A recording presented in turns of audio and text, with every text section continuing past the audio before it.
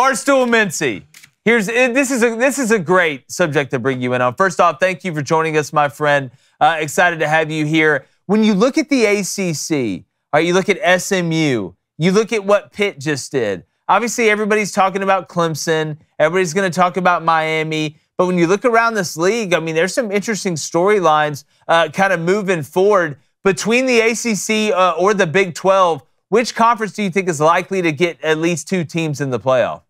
I think it's more that, well, first of all, thank y'all very much for having me. I really appreciate, I'm a fan of the show, and so it's a lot of fun to be on with y'all. I'm coming to y'all from the Barstool Chicago office in this glorious Let's go. Friday. So I think the ACC is more likely. I think right now it looks like Miami and Clemson would both get in. Miami's kind of, look, I love Cam Ward and they're fun, but man, they are slow on defense. I mean, it's like when you watch them play, everybody's in slow motion. They've allowed 116 points the last 3 weeks, and they're somehow 3-0. I just don't see how that's sustainable long term. Yeah, they're kind of like Diet LSU last year. Yeah, it's bad. I mean, but how do they not have speed at the U? Like, how's that even possible? And they're spending money, but they're just so slow on D. SMU, I like going into the year. They were 16-1 to win the ACC. They kind of started out slow. They got lucky in that they put like crap at Nevada, but they were juggling quarterbacks. And once they went with the Jennings kid that's the dual threat, they've really taken off. I don't know if they can like win the ACC, but their schedule's just so weak. And the at Louisville game was, Florida State ended up being terrible. They beat them at home. That Louisville game is the only game they're an underdog. Their other road games are Virginia and Duke and Stanford, who they killed. So there's a good chance they can make the conference championship game.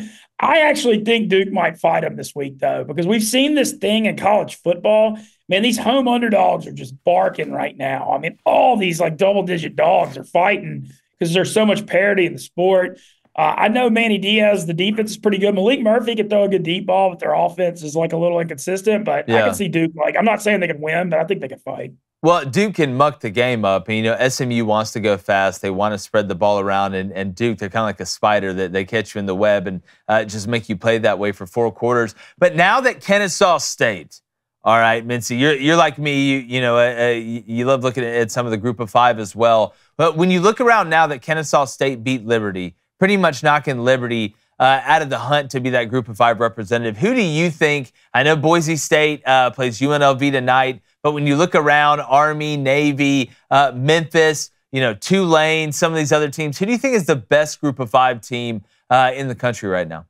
I think it's Boise. And, they almost, what an effort at Oregon to only lose by 3. The running back, Gentry, is like one of the Heisman front runners. A huge game for them tonight. It's like a 3.5, 4-point favorite at UNLV. They beat them like 44-20 in the conference championship game last year in the stadium. I think they'll take care of them again tonight because UNLV's rush defense is just terrible. And so they're playing the wrong team if you can't stop the run. But I think you kind of almost give Boise the benefit of the doubt because of their program tradition and history. Look, I love John Summerall at Tulane. I was on the Tulane sideline last week. I'm good friends with the program. I think they're good. I don't think they're elite. They play pretty good on D. They were losing to Rice at the half. That was a close game to the end last week. I think they're good. The Memphis thing, I love the offensive talent, but man, they just stink on defense. And you saw it against Navy when they beat them 49-38. North Texas was going up and down the field. So I think Boise is who I'd go with. Army and Navy are both amazing stories. I mean, especially Army's offense. Navy ain't played nobody. I mean, they beat Memphis, but they got like the 100th ranked strength. We're about to find out. Yeah, we're about to find out. I think they're going to get their ass beat or butt. They might. Yeah. They might. So much for my lock. That's why I've been hyping up Army though. Mintzy said ass. We're so cooked. Yeah. I don't know. My bad. I'm used to No, you're good. Dude. He's you can say what you want. Don't listen to this guy. Yeah. Okay. And don't say his name either. He identifies as a dragon. Mintzy, Ole Miss. This was the year we were promised. We sit here right now. There's 2 losses already. Still got Georgia on the schedule. Yeah. Is Ole Miss out of this thing or not? Look, all right. First of all, I'm going to be hurting from the LSU loss for the whole next year. God, that was tough, dude. I was on the sideline. Yeah. That Ole Miss LSU game, I'm from Louisiana and used to work for ESPN Bettors. That game counts as 30 football games to me every year. It's the only one that will literally change my mood. And that freaking game in Baton Rouge, man, that just Ole Miss they should have been up 21-0 early. Let it the whole way. The first. And like these LSU fans, I mean, I don't care what you say to me. You call me F-bomb. I get rained on every day. But like, dude, this drunk kid just comes up and shoves me with 2 hands on the concourse. Like, I mean, he was lucky I'm a 41-year-old overweight middle-aged guy, or I might have done something about it. You know what I'm saying? Mintzy's lucky. We talked to him, Mintzy. You could tell him that those hands are rated E for everyone. Yeah. So that would hurt. Look, the Ole Miss thing, I'm going to be realistic about it. Look, Oklahoma stinks. I think Oklahoma may be even worse than Mississippi State and Auburn. I know they won the Auburn game, but they shouldn't have. I mean, they got outgained by like 2-1. Oklahoma's got no offensive line. It's a 20.5-point line. But like Ole Miss, for as disappointing as they've been, and it's been the offensive line and Dart and all that, the defense is freaking great. The defensive line with Walter Nolan and Pegues and Ivy is the best one I've ever seen at Ole Miss. And Oklahoma's bad up front. So like, I think you're looking at a similar game to what happened with them against South Carolina and Texas. Kind of lean under 49 because I just don't see Oklahoma scoring more than 10 points. But as far as being out of it going forward, look, everybody's like saying, oh, there's still a path, blah, blah, blah. Look, I'm scarred for life as an Ole Miss fan because Ole Miss never wins in Fayetteville, Arkansas. I mean, it is like Rebel seasons are littered on that turf, and that's where they are next Saturday. So I'm not looking ahead to Georgia. I think they easily handle Oklahoma, but until the final score is a Rebel W in Fayetteville, I'm not looking ahead to anything else because I know the history there is just so bad that it just can't be overlooked.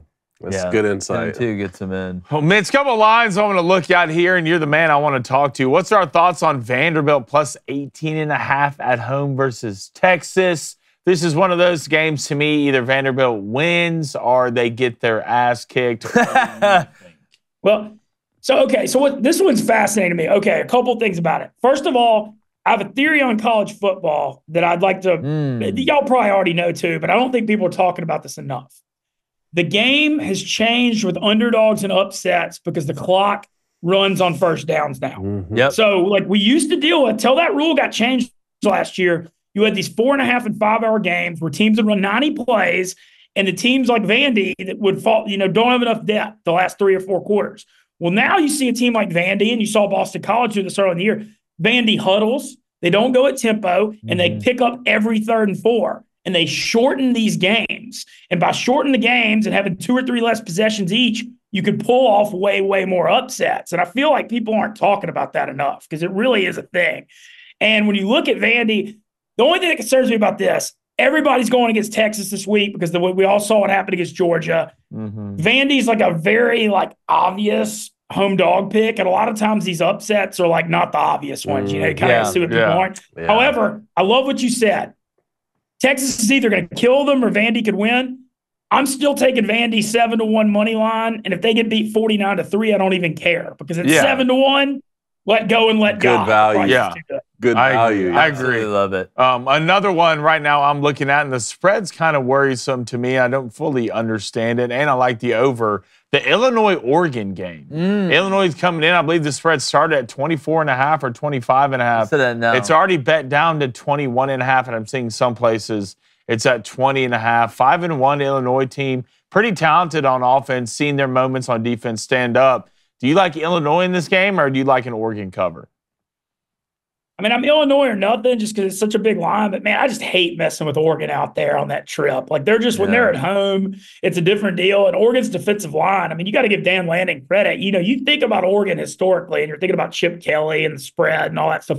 Man, he's built that team like an SEC team, and they got unlimited NIL money. They got some freaking dudes at the line of scrimmage on that D-line. And Luke Altmaier, the Ole Miss transfer, is playing well. And, I'd lean Illinois in the points maybe, but, I think Oregon's going to beat. I don't think it's going to be very close. Yeah. All right, I love it. Let's go to Pin K. Pin K wants to know, he says, Mintz, am I crazy, but is Ole Miss minus 20.5 the best bet of the weekend? Look, I don't think Ole Miss is going to have any problems, but there's something going on in the SEC in gambling right now, and I love that y'all follow the gambling as close as I do. My old boss at ESPN Baton Rouge, who is the LSU sideline reporter and runs it down there, actually talked to me about this LSU Ole Miss weekend. So because of the NIL and the transfer portal, no team has Georgia and Bama used to have third-string 5-stars everywhere. Nobody has that anymore because nobody has that kind of depth. Because people look at the double-digit underdogs against the spread in the SEC. I mean, it's out of control. You look at Vandy beating Bama and winning at Kentucky, and Kentucky winning at Ole Miss. Heck, Mississippi Florida State almost beat Tennessee. Man, it's just I don't like laying double digits in SEC games anymore because it's just it just seems like everybody, the dogs are covering. Good point. All right, you ready to pick these games? Let's got our top 5 matchups. Let's do it. We're just picking winners here, Mintzy. Let's start with Alabama hosting Missouri. Jake, you're up first. Man, this is going to be a murder. I thought this was going to be a murder before Brady Cook was doubtful. I didn't see hopeful anywhere, like you said, Flaming Dragon. Doubtful. Noel's going to be out. Luther Burden, Flaming, you've talked about it. You know, they're trying to get the ball a little bit more lately. Everybody's going to be talking about how down Alabama is, and they should be. It's part of the deal when you're Kalen DeBoer. You coach at a place like Alabama. You take over for a guy like Nick Saban. But without Brady Cook, this offense was struggling anyway. I know he went out of the Auburn game. The defense was one of the biggest questions, but since the defense and the offense was struggling, you look what happened in that A&M game. I think Alabama not only wins, I got them at 13.5 when it came out. When that line first came out, especially if there's no Brady Cook. I think Alabama gets back on the horse. I think they win big this weekend, and I think the defense gets a little bit of confidence, especially if Brady Cook can. Missouri for you? No. Well, obviously not having Brady Cook is going to matter, but I do think Missouri covers in this game. I think Alabama's going to win. Missouri plus 17.5 I like. And look, I hear the same thing about Alabama every weekend. They're going to kick their ass. They're going to kick their ass. They're going to kick their ass. And sooner or later, you have to actually kick somebody's ass for me to actually believe it. So give me Missouri plus the points, but Alabama to win the game. Mintzy, what do you think? I just gave this whole speech about not laying double digits, but I do think this is finally the Bama whipping. Missouri's so soft at the line of scrimmage this year, and the fall off from Blake Baker, who's doing the Lord's work at LSU. Yeah, yeah. So they hired Batum, the South Alabama DC. It's like they've fallen off a cliff defensively. And so, I just don't think Missouri's very good, and they're going to get steamrolled. Same. Bama big. This is the week. They turn it around. All right, let's go to Oregon hosting Illinois. You talked about the line a little bit. Jake, who are you taking outright? Oregon. No Illinois for you? Well, look. You saw them beat Michigan. Great win. This is going to be a great win game. Michigan was, as one-dimensional as one-dimensional gets. Oregon's, might as well be Matthew McConaughey in Interstellar. They're so much more dimensional than what Michigan was offensively. And again, Illinois was able to fight Michigan in a phone booth. Oregon spreads you out so much, not just by alignment, but what they can do post-snap, what they have at slot wide receiver, the matchups across the board with Dylan Gabriel's ability to make every throw. He can throw the whole shot. He can throw the lollipop screen. He can throw it deep. His legs are a problem as well. As long as he continues to be a smart runner, I think Illinois may be able to move the ball somewhat through the air, but eventually Oregon's going to get up double digits. Illinois is going to have to throw it even more. The defense is going to score a touchdown, maybe one on special teams. I think Oregon runs away with this one. I like Oregon to really continue to start catching their stride as we get toward the end of the season. Yeah, I like Oregon to win this game, but I think there's a toughness about this Illinois football team with Altmaier at quarterback and the way they play on defense. I think it's going to be a little bit closer than what people think. I think Illinois covers the spread at 21.5, but Oregon wins outright. What do you think, Mintzy? I think Oregon wins by like 21, so it's hard to say on the spread, but I think they win fairly easily, something like 38-17, 41-20. Seems like Oregon's really coming into their own, especially they get to host Illinois. I'm more interested to see if Illinois could cover that spread, but I'll take Oregon to win as well. All right, Navy, Notre Dame. We've been talking about this one. This one means a lot now. It always means a lot to these two programs, but it means a lot for a national landscape. You just took Navy in your dog picks. Are you going to take them outright here? I want to. You have to. You don't have a choice. You just did it. You took them as your dog. I didn't say I haven't. Let me finish what I'm saying. You said I want to, so I do what I want. Okay. All right? Yeah, that's what you're. And I will take them to cover plus 14. Oh. I think they could possibly win, but I think Army's got a better chance to knock You off already took them. What logo do the editors put underneath you? Not possibly winning, not spreads. What logo do you want? You're going to do this in front. You're going to do this in front of Navy. Yes. Give me Navy. Get in the submarine and shut up. Oh, if they win, clip that one, boy. Yeah. Give me Navy. How about you? Yeah, definitely not Navy. I like Notre Dame in this game. I like Notre Dame. I like Notre Dame big. I think Riley Leonard's looked good through the air the last couple weeks. You saw my lock. What was your lock? Navy plus 14.5. Hate it. Okay. Give me Notre Dame to cover those points. And I think the more I look at it, the under's getting bet down. Last time I saw it was at 51.5. I think it got done at 50.5. I think there's going to a little bit more points on each side than people expect. So I like Notre Dame to cover and the over. Mintzy, how ugly is it going to be? Man, I think it's going to be bad because I think Al Golden's the most underrated defensive coordinator in the country. Yeah, He's going to Notre Dame. He's going to Notre Dame. Notre Dame does have some injuries on defense, though, right now. And it's always tough preparing for the triple option. But I just come back to it. Like, I think Notre Dame, this is one of those games where if, like, they were sleeping on Navy, I think it could be a problem. But I think Notre Dame knows it's a ranked matchup. This is in MetLife. They're going to be fired up. And I think that Northern Illinois game woke up. So I've got Notre Dame by 3 touchdowns. Come on, Coach. I played poker with a Notre Dame fan last night. He said, I think we lose this weekend. Should I ride with you on this one? Look, you want a squad ride on this one? Navy? You want to do it? Navy, let's go. Good. Navy outright. That was so lame. Yeah. That was so lame and awkward. That wouldn't have been cool. All right, let's go. Our high five would have been so much cooler than theirs. All right, you need to be quiet. But Wisconsin, Penn State, how about that one? Listen, Wisconsin, what Locke's done, the Mississippi State transfer, speaking of Mississippi State, since Van Dyke went down early against Bama, it's been, very admirable. Their ability to kind of be a little bit more explosive offensively. I know everybody's excited about the way they're playing, but, these last 3 games, Northwestern, who they played, wasn't very good. When you look at their schedule, I think this Penn State team, and I know the USC win doesn't look as pretty as it did at the time. The West Virginia win, where they went on the road and beat them up in week 1, doesn't look that pretty anymore. But I think Penn State could possibly be one of the most balanced teams in the country. So, the teams that win the most ways. And in a college football landscape where we're asking which one of these top dogs is going to be the most balanced, I think Penn State has a chance. I really like them to cover here. I like the 6.5 number. Andy Kotelnicki has been a godsend, and Drew Aller has the physical ability to do it.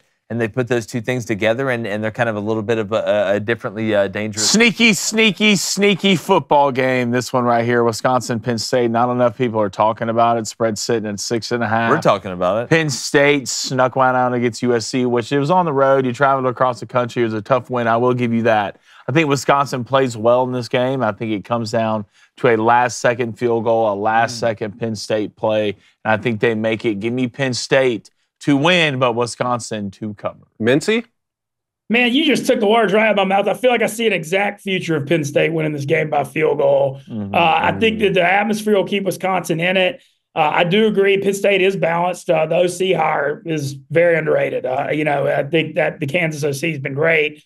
But I think it's kind of a rat line. Like Penn State by 6.5, I feel like they're like baiting you to take the road favorite there a little bit. I think Penn State wins like 23-20 or something, 27-24. Man, hats off to Wisconsin, the way they bounced back after losing their starting quarterback against Alabama. Then losing to USC. Had a couple nice wins. I'm going to take Penn State in the game, though, and I think I'd lean for Penn State to cover as well with you. All right, game of the weekend, Texas A&M hosting LSU in College Station, the 2 leaders of the SEC right now. Jake, who are you taking?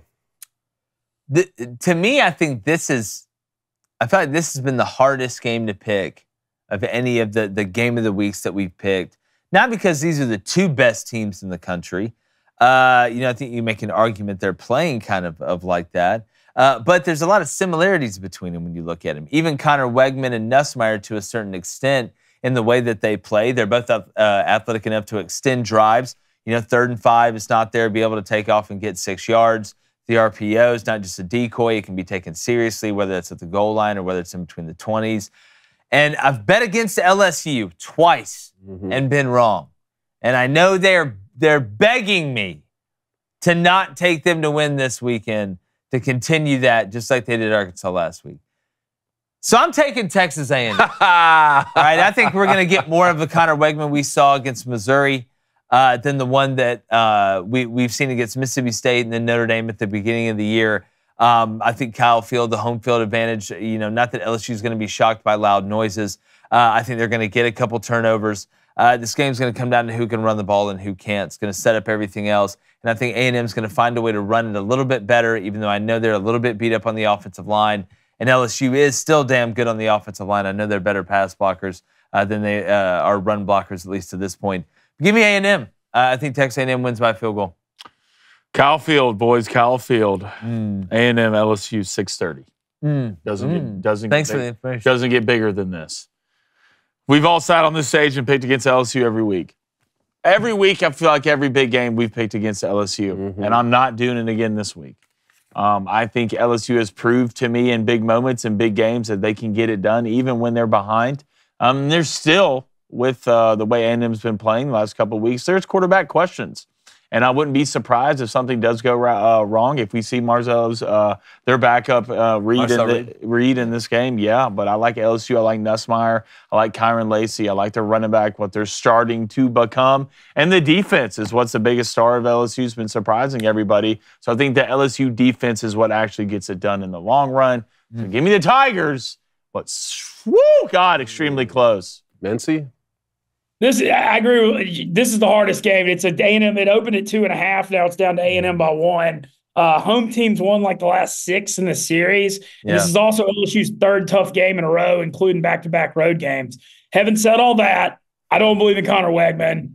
He hadn't been able to stay healthy the last 2 years. Yeah, we've seen some good, but there's been no consistency. He looked horrible against Mississippi State last week, who has no defense. And the other side of it, I do believe in Nuss. And A&M has an unbelievable defensive line. I mean, especially the Purdue transfer scout, Scorson, whatever he says his name. But LSU has the O-line to stop them. And I think LSU somehow goes and pulls it off because I believe in Nussmeier. And I'm good. I'm really close friends with the LSU OC, and I picked Arkansas last week, and he texted me at 1 a.m. trolling me. So, oh, yeah, you can't. You got to pick LSU for the rest of the season. Yeah, shout out Joe Sloan. Good dude. And he was quarterbacks coach for Daniels the last 2 years. They let Denbrock go to Notre Dame to promote Sloan to OC. So pretty cool to see his roster. It's starting to look like it's working out. All right, Coney. All right, I was torn on this game earlier in the week, but as the days have gone on, I feel more confident with LSU. I'm the same way. I picked against them. They keep winning. If they're going to play defense like this, and Nussmeier is going to continue to make NFL throws in big-time moments, that's the biggest thing for me. Does Nussmeier turn the football over, or does Texas A&M force him to turn the football over? If he's going to play the way he's been playing, then I'm going to take LSU on the road and to take sole leadership of the conference. Man, that'd be a massive win. I have one other thing to add on this one. What do y'all think about under 55? I think that's kind of high here. I like the under. I think it's going to be more of a defensive game. I like the under more than I like a side. Yeah, I kind of had the same feeling for the Alabama-Tennessee game. Well, I'm wondering. I think both coaches are going to be kind of conservative when it comes down to 4th down, like going for it. I think Elko and Kelly are going to kind of, field positions, 4th and 2.5. Nobody wants to lose it. Let's pin them back. That's exactly right. So we'll see. But Ben, first off, man, thanks so much for joining us. Tell everybody where they can find you. I mean, wake up, Mintzy. You're all over the place. At Stool Mintzy, trying to hold down the Southern flagship at Barstool. All good up here. I'll be at Georgia Ole Miss with the college football show in a couple weeks, so that'll be a lot of fun. And man, y'all keep doing what y'all are doing, though, man. Jake, we've been friends for a good few years now. Love seeing the rise of everything and love to see y'all success. So I'm a fan. Well, you as well, Ben. It was great coming on your show, brother. And we'll talk soon. Have fun. See you, man. I mean, that's never a problem. I'm just chilling. Going to watch football this weekend, and then we'll get back on the road next week. All right, see you, buddy. Hey, one of the great ones, Mintzy, great friend of the show. Really appreciate him coming on. Hey, what's up, YouTube? Appreciate you guys joining us. If you haven't already, make sure you hit that subscribe button. We really appreciate it.